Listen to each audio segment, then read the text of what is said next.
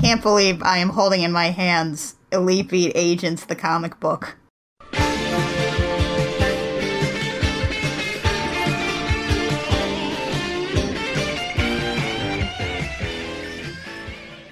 Hey there, Internet. I'm Annie. I'm Kit. And I'm Mac. And this is the Gem Jam, where we do an episode-by-episode recap of the 1980s cartoon Gem and the Holograms, because both it and the comic are truly outrageous and truly dark. It's Dark Gem 6! It's the finale! This is, I believe, the last time we'll be seeing Sophie Campbell for a while. But the most important part that everybody should know is Riot's in this issue. You want to just get that out of there right out of the gate? Just get that out of the way? Yeah, we're not going to be able to contain her. I'm going to get that out there that I am going to be waiting for when Riot shows up on the page, and I will probably scream and completely ruin our mic levels. This is fine. Annie was telling me about the reaction you had when you first saw Riot on that comic cover. I was at my Star Wars tabletop, and I play a Gungan, just so everybody knows, and I was like looking at my comics because whenever there's somebody... when the scenes are focusing on someone else, I try to not pay attention so I don't end up metagaming. And I was reading, and then suddenly I let out this scream, and everybody turns to me and goes, "Is there a ladybug on the screen?" And I'm like, no, it's Riot. Don't worry about it, Riot. I had shown her the character portraits earlier, and so she knew what was coming. And then that happened when she hit the last page anyway. Oh man, but we should probably set that aside for now. Are you afraid of ladybugs? I'm terrified of ladybugs. It's a whole thing, don't worry about it. Okay. I mean, this is not the weirdest thing I've learned about you, especially in light of the fact that you don't like chocolate chip cookies. They're gross. She is a mess. She contains multitudes. She does. She's a multifaceted person. Anyway, let's wrap up the Dark Gem saga with Dark Gem 6, issue 16. Our cover of all the Dark Gems is actually the brightest, and it shows the holograms and the misfits all together. And very pastel. We saw the solicit earlier, a couple months ago, but it's really great to see it here together, more in context. Everybody is in pastel greens and pinks, so we're combining colors from both bands here. Blaze is even wearing some of Pizzazz's pink and green leopard print. Yeah, well, she was still in all that Dark Gem gear, so Pizzazz had to lend her some clothes. I really like the composition of this cover, with, like, Gem and Pizzazz at the top with this sort of circular thing going on, and then the holograms down one side and the Misfits on the other, and Blaze right smack in the middle, and it's really good. And everybody's lined up with the person who has their equivalent instrument. It looks really cool. Like a perfectly symmetrical fight scene from an X-Men cover. Yeah, this is an X-Men cover if X-Men played glam rock. I'd read that X-Men comic. So, previously, where do we even start? I mean, I know that we're pretty much just talking about the last issue on this previously page, but where do you even start explaining how we got to this point here? If I were called upon to do so to someone who had never read this comic before, I'm not sure that I could. Okay, so there's holograms, right? And recently they've gone evil. There's an artificial intelligence that makes holograms and is a hologram. They use it to make rock music. And is also evil and infects people's brains with bad things. And it makes them goth. Super goth. Like Hot Topic goth. And it wants to rule the world and make everything goth. And the holograms and Synergy are fighting it. But it was Synergy, but not Synergy. And now it's a different hologram. The Misfits also noticed that things were wrong with the holograms and were fighting it. And Pizzazz hurt her throat, but now her throat's not as hurt anymore, and she showed up to save the day. In the raddest outfit ever. This is a thing that makes sense. She's shown up to save the day with music. As the day should be saved. In a Gem and the Holograms comic, yes. And also, if you go goth, you can get ungothed by either not listening to the music that makes you goth for, like, 6 to 12 hours, or by having some kind of traumatic event that makes you realize you're not acting like yourself. Such as kissing your boyfriend while dressed up as your own alter ego. And he doesn't like your alter ego. So yeah. This is a heck of a comic, you guys. Yeah, we're only 16 issues in, and this is like 500 issues of The Flash level convoluted. It's amazing. Oh, not that I'm complaining. I love this. This is the best. This is my bread and frickin' butter. So our actual issue 16 starts with all the Misfits hugging Pizzazz because they love her. Pizzazz is back and everybody's delighted, and then Pizzazz is like, ugh, let's save the mushy stuff, while still grinning because she likes it. I love Clash and Blaze off to the side, still in their oops, we're goth now outfits. I also love Eric just looking totally unimpressed with everything. Oh, she's back, I guess. And Pizzazz brings up something that somebody else probably should have said a while ago. Okay, look, guys, where is Jem? Oh, we've got her the holograms and the band manager. I'll find her, says Jerica. And then Pizzazz is like, why don't you all go? Get your crap together. Get out of my bus. My hair is huge and green and magnificent. Get out of my bus. And Stormer's like, you don't have to be so rude. And Pizzazz is like, this is technically their fault, and they've brought it on the whole world. We're going to help them. They just need to get moving. This is a point where the holograms have a conversation off to the side, figuring out what is going on. Are they going to be Jem again? Because Jerica's having some doubts. She's not sure she ever wants to be Jem again. Because, I mean, she still kind of blames herself for all this. She's the one who first went dark. Whenever it focuses on the left side of her face with, like, the kind of the dark bob, she looks adorable. She looks great.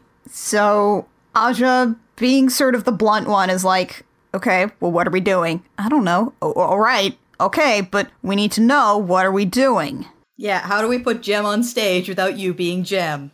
And they have a nice sister bonding time because it's all a mess, but they made the mess. They're going to clean it up and they're going to do it together. And Jerica says that she says it's not fair because nobody else needs to sort of create this persona. Everybody else is themselves upstage, and she still feels like it's going to be hard to be her, even though she thought maybe this could be what pushed her to do so. But she's stuck now, and she's probably not ready. This is raising a good point about the whole alter ego thing, which is that there's a point of no return here. There's so much they've built up around it. There's so much they've done. And not to mention, when you advertise your band where the front woman is a 9-foot-tall glam rock goddess with 80 million feet of pink hair, well, the fans are gonna expect something. Yep. But Jerica eventually relents and says, okay, let's do it.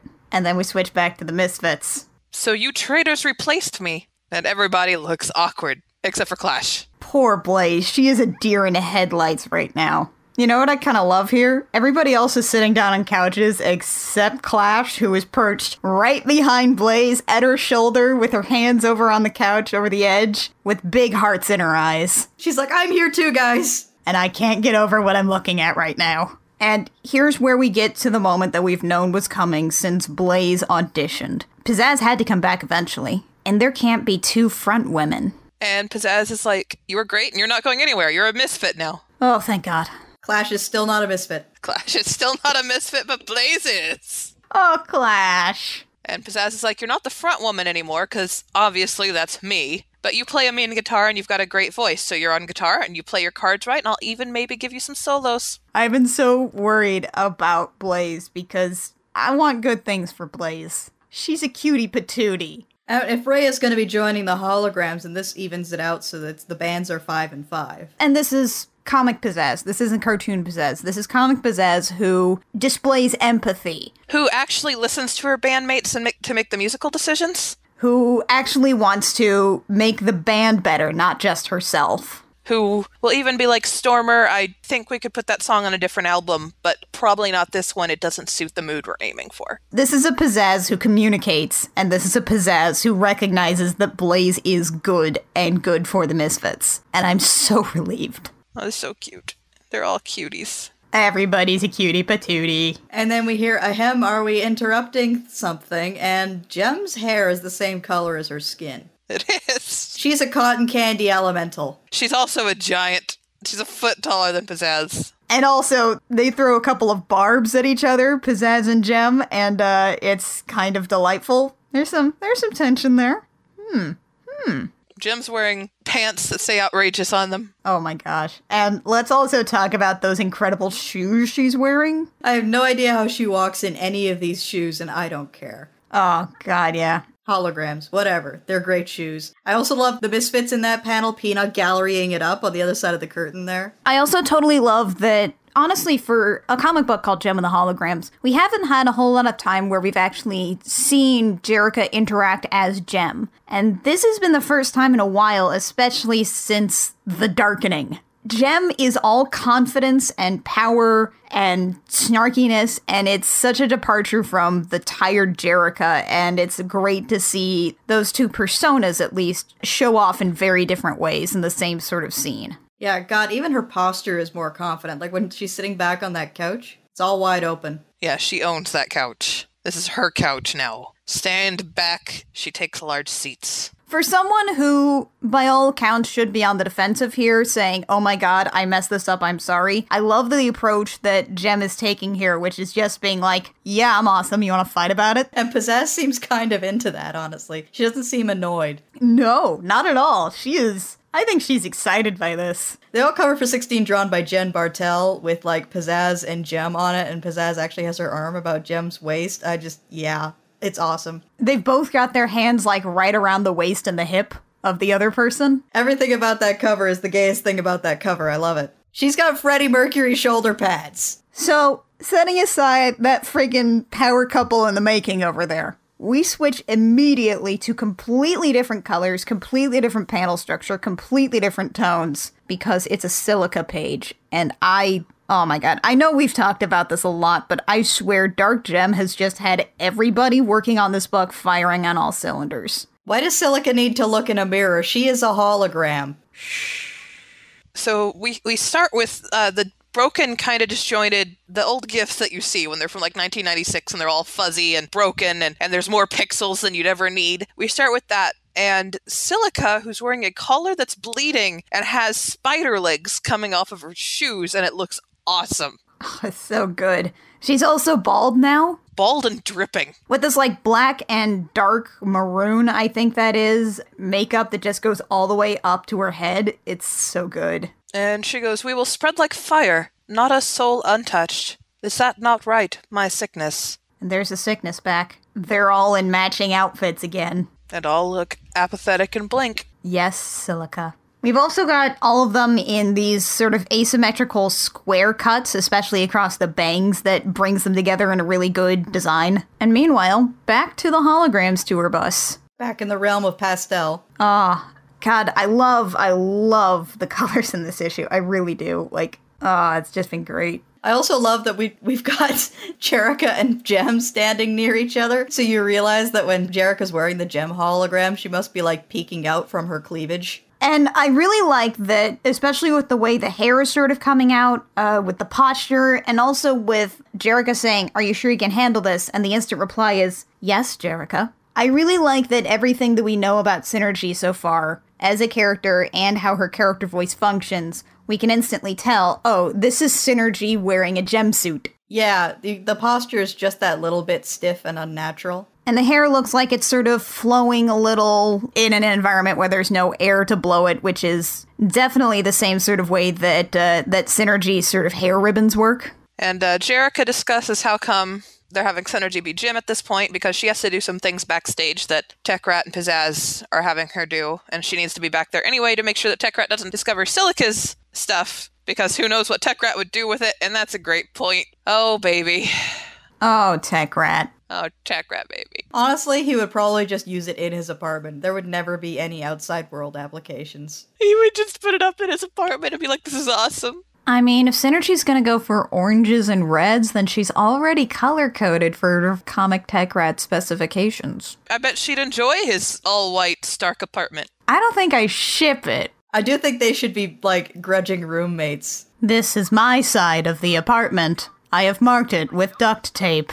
I just want a wacky roommate sitcom now. I don't care if the wacky roommates with Tech Rat is Eric Raymond or if it's Silica. I want either one. Yeah, I just want Tech Rat to have a wacky roommate situation. Jerica is going to have to... I guess the specific thing she's going to do is use a signal jammer that Tech Rat made, which is probably grossly simplifying what it is that Tech Rat has made, but, you know, I'm willing to run with it. Tech Rat's so insulted that that's what it's called. Yeah, he probably went into, like, a several paragraph long explanation of what this thing is and what it does until finally, like, Jerica said, so it's a signal jammer? Well, yes, if you want to be pedestrian about it. If you want to be a pleb, a Philistine. Oh, I can totally see that happening. I can too. And they all decide they are ready for the show of their lives. Ready, Jerica, says Amazon goddess Synergy.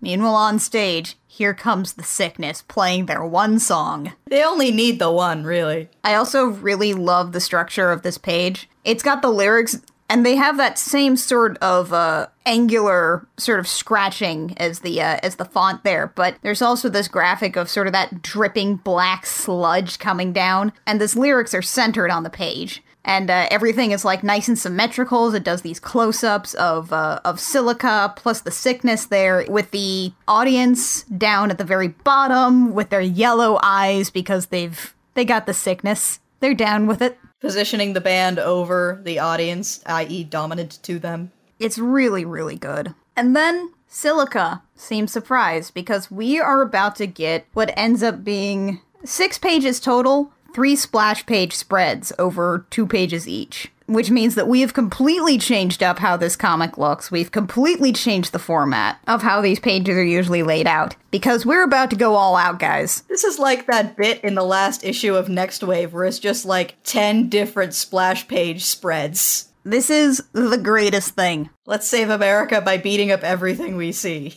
I've talked about this on Tumblr because somebody asked me about Elite Beat Agents, and then I needed to talk about Elite Beat Agents a lot. A whole lot. That was like a 1,000-word essay. Oh, it was probably about 500.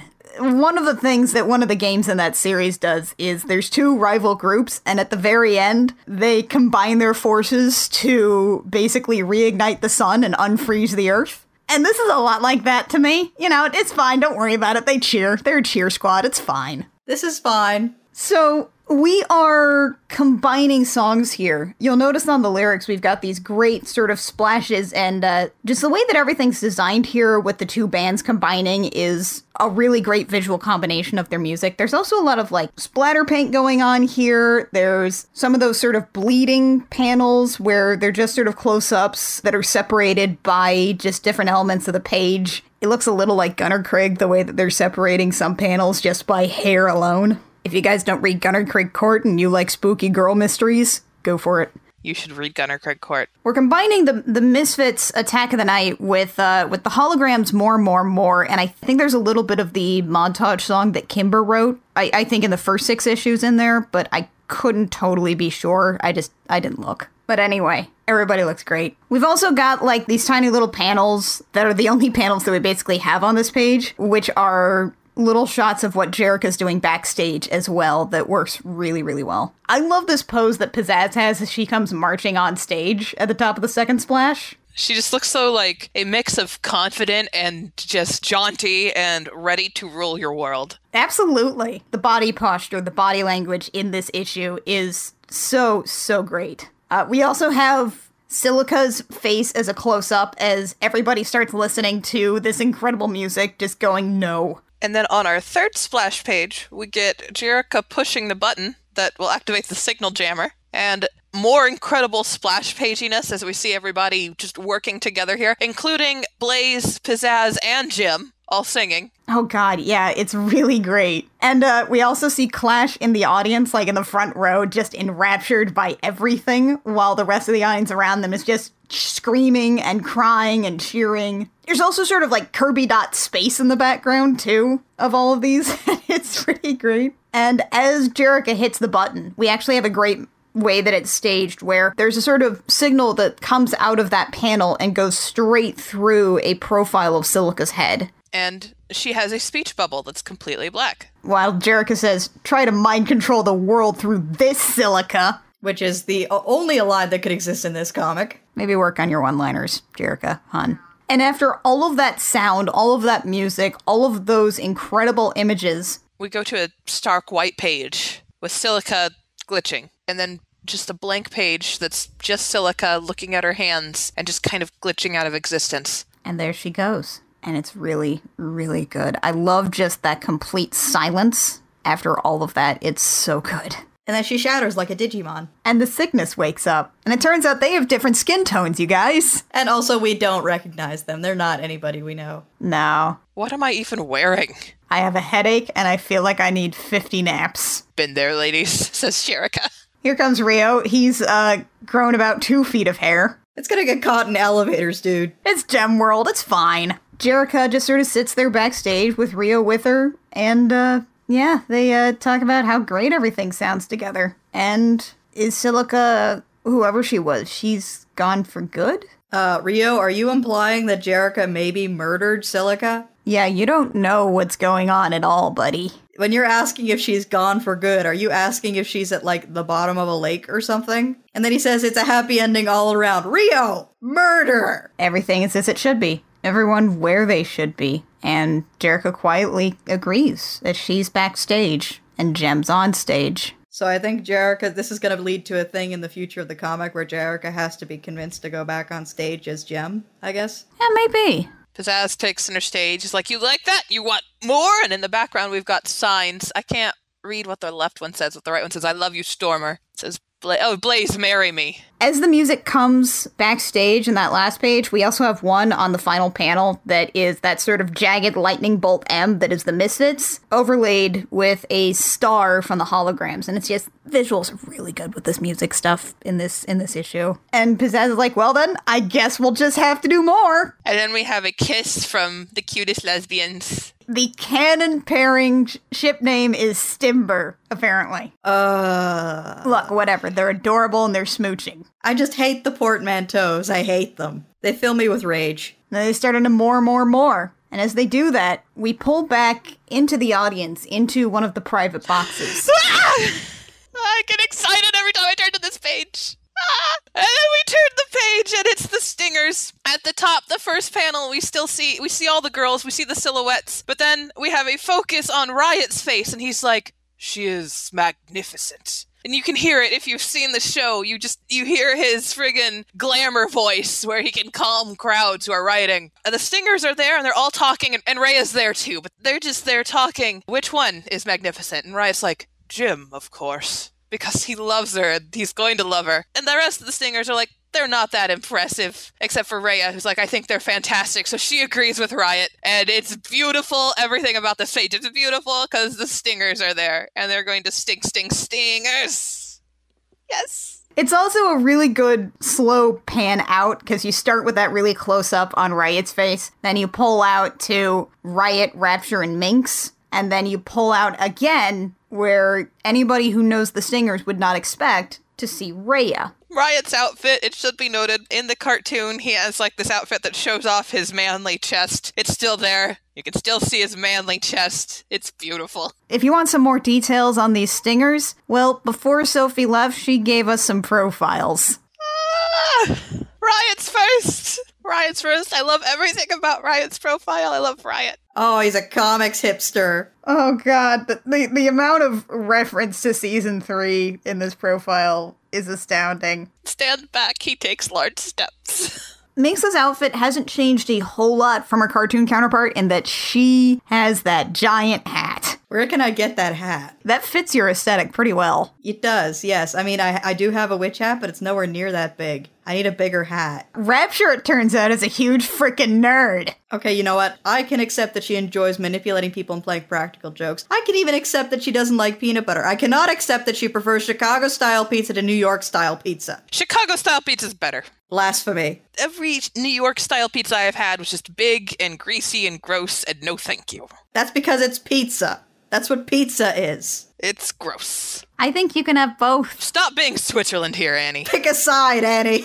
I like both of them. But the important thing about Rapture in the cartoon is that she's a great con artist. And I'm glad that they at least have the manipulating people and playing practical jokes here as calls to that. She's still got Rapture's hair too, which is great. Yeah, you can tell this has been back home to within an inch of its life. Oh yeah. And then we come to Rhea, aka Carmen Alonso. With a cute little tie. One thing that's a definite departure is that she has bleach blonde hair now. And I caught myself thinking, well, I don't know. I mean, that's gotta be a wig, right? Wait a minute. Rhea's natural hair is pink. This is how Jem has broken you. Somehow, I have been trained to accept pink, but not platinum blonde. Yeah, I bet Riot was like, you gotta be blonde to be in this band. I want to know how Minx got away with not having a name that starts with R. But then, if you turn to the next page, we have the second most important page here, which is Mad Mardigan's profile. I love that we didn't zoom in on this cat at all. Nope, she is teeny tiny at the bottom of the screen. Instrument, she thinks she's very good at the piano. She is not. What an excellent cat. I'm just very happy that this is obviously written by someone who Owns a cat. This is a cat's personality. Toe to tip, that's a cat. And with that Mad Mardigan profile, that is where we leave off with Dark Gem. As Max said earlier, this is Sophie's last issue on the book. She will probably return at some point, maybe for a few issues, but for now she's going to start focusing on some creator-owned projects, as well as she's been working on a Teenage Mutant Ninja Turtles series that's had a few issues released so far, called Bebop and Rocksteady Destroy Everything. In the meantime, we've got our next 2 issues that are going to feature Jen Bartel as the main artist. And starting with issue 19, we're going to be getting our new artist for the series, our new regular artist, which is Meredith McLaren. She has worked with Kelly previously on the creator-owned project Heart in a Box, and you can see a hint of her art style in a Comics Alliance spot that did a brief interview with her. It's pretty good. It's a very different art style, but I think it's going to be a lot of fun to see how it all plays out. I'm just so excited about the future. This book has been out for over a year, and it has been a delight. All right, I think that is going to wrap it up for us. I mean, Matt could go on about Riot for another 2 days. Infinity amount of time. Yeah, that's probably about right. I could do it. Well, before she starts going in on that, let's go ahead and wrap out here. The Gem Jam comes out every Sunday on iTunes, SoundCloud, Stitcher, and YouTube. You can find us just about anywhere at the Gem Jam, except on Twitter, where we are at Gem Jam Cast. If you like what we do and you want to support us, rating, like, reviews, subscribes, anything on where you find our podcast is really great, helpful, helps us get discovered a little better. If you have a couple of bucks sitting around, you can kick those our way to our Patreon, patreon.com/thegem-jam. We've got some fun stuff for you guys there. We are teetering on the cusp of Otome Hell. Yeah, we're almost at the Otome Hell goal. We're all really excited about that. So until next time, dear listeners, I'm Annie. I'm Kit. And I'm Meg. Still thinking about Ryan there? Yeah, I'm looking up pictures of the future. And this has been the Gem Jam, where we would like to remind you, tomorrow, and tomorrow, and tomorrow creeps in this outrageous pace from day to day, to the last syllable of recorded time. And all of our yesterdays have lighted glam rockers the way to dusty death. Out! Out, brief hologram! Life's but a walking shadow, a poor guitarist that struts and frets her hour upon the stage and then is heard no more. It is a tale told by an idiot, full of glam rock and outrageousness, signifying nothing. Gotta get some use out of that master's degree. A chance to use my major. Good night, everybody.